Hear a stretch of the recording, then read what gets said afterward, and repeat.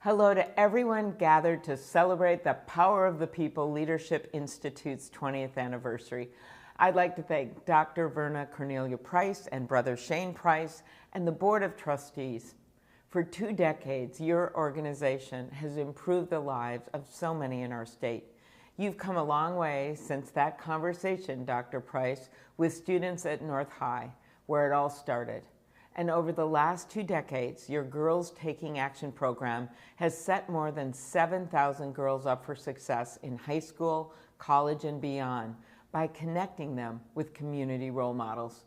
Just look at the numbers. 95% of Girls Taking Action participants improve their school attendance. 98% graduate high school on time, and 80% have gone on to college. That's the power of your work. That's your impact, which has only continued to grow with your Boys of Hope program that offers service learning and mentorship opportunities for more than 1,000 boys in our state. I share your belief in the power of education. That's why I pushed back against attempts to slash education funding and fought to unfreeze TRIO grants that prepare more than 800,000 low-income, first-generation students to succeed in college and beyond. I've also been working to make sure that all students have the resources they need to succeed, like by strengthening HBCUs and supporting efforts to double the Pell Grant. And I've introduced legislation to expand access to STEM education and experiences and make it easier for students to access apprenticeship, skills training, and community education.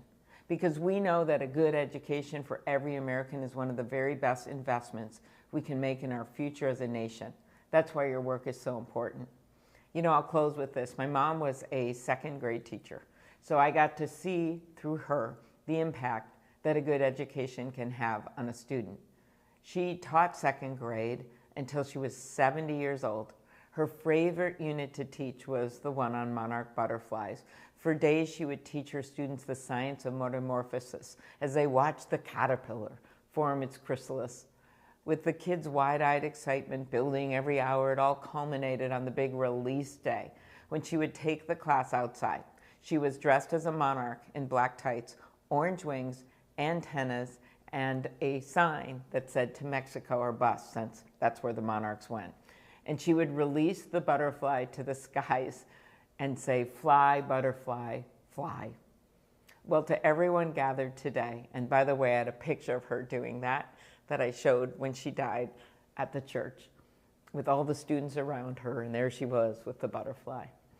I thank you all for what you do to help the next generation of kids in Minnesota take flight toward a brighter future.